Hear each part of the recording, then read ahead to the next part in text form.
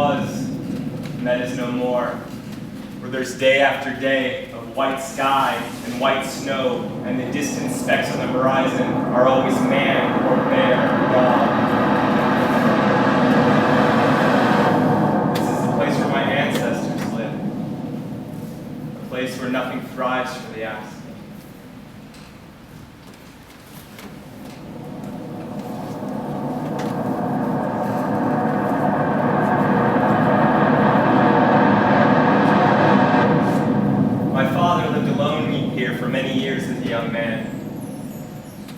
He hunted seal, he hunted elk, he hunted whale. He lived well, but he was racked with loneliness. He said that there were great cracks carved on his cheeks from the tears he would cry from being alone. Sometimes when he'd be hunting in the shallows, his kayak would be followed by seals, and he'd look into those eyes, those wild, loving eyes, and he would say that the seals looked more like humans than animals. And he would remember the old stories that our ancestors used to tell, where the seals would be animal in form, but human in soul.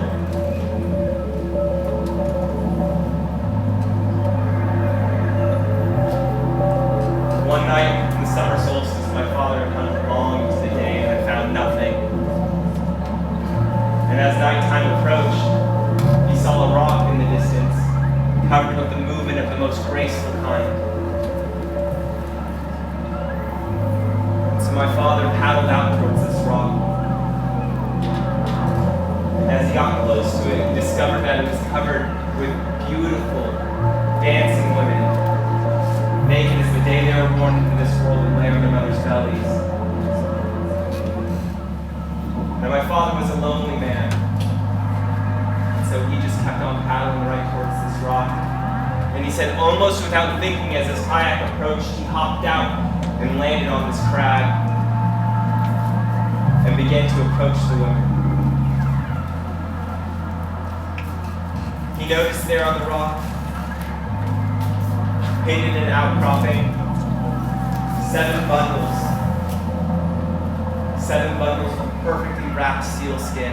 My father was a man never missed an opportunity, so he took one of these seal skins and he stuffed it in his pack, and he went back to his kayak and he hopped in. And as he did, the women, they stopped their dancing, and they began to put on these seal skins and hop back in the water one at a time. All these women had hopped back into that icy water, all except for one, who looked around this craggy rock, frantically looking for her seal skin. My father had been emboldened by what he had done, so he called out to this woman. He said, "Woman, you are stuck here on this rock. Let me take you home with me. Be my wife." The woman called back to him, "I cannot go home with you. I'm not of your world. I'm from the people below." My father called out again, "Woman, come home with me, and in 7 years' time, if you do not like it, I will bring you back to this place, and you may rejoin your people." This woman reluctantly agreed. And later that year, I was born. My mother named me Oruk, after the word for moon on water. I remember my mother being a strong woman, very powerful, but also very sad. And I remember the older I got, the sadder she became. Her skin began to crack and fall off. As time went on, her dark hair began to turn ashen gray and fall out onto the ground. Her eyes became hollow. I remember once asking my mother, "Mother, are you sick?" She didn't answer me. But I knew something was wrong.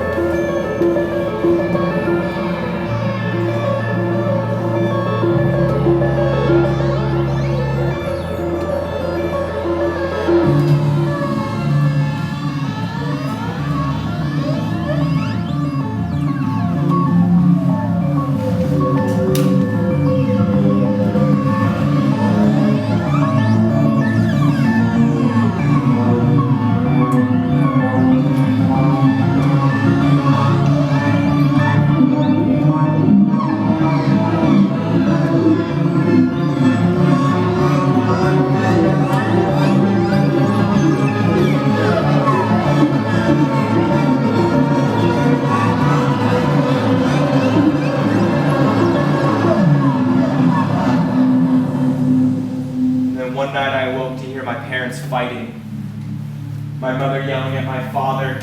It has been 7 years since I've been here, and the 8th winter comes. I want what is mine returned to me. And I heard my father yell back at her, "Woman, you would leave me?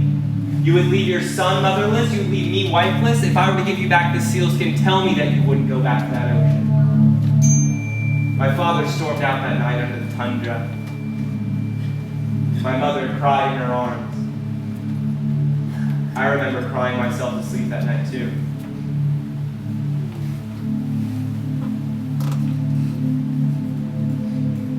And then later in the stillness of that night, I heard my voice being called on the wind. It called, "Oru, Oru." And I ran outside and I heard my name, "Oru." And I ran down to the shore, and there in the silver moonlight was a great white seal in the shallows. This great white seal looked at me, and I could see its eyes sparkle.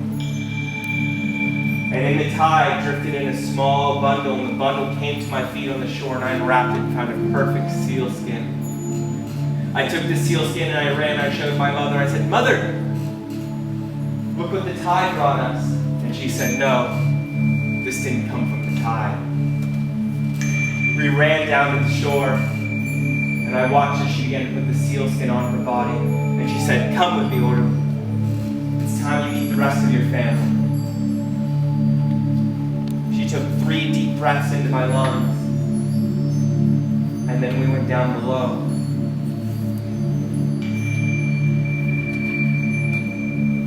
I've never seen my mother look so free or happy. She was glowing in her happiness.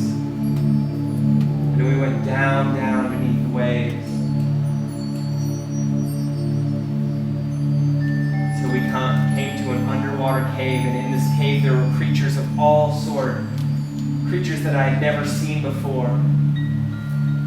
And among the creatures was the great white seal. And he called out to me, he said, "Grandson, come here and let me have a look at you." And I went to the great white seal, and my mother said, "This is your grandfather." And we hugged, and my mother and I hugged, and my grandfather and I hugged, and we cried great tears. And we celebrated long, long, long. I never felt so happy. I'd never seen my mother so happy.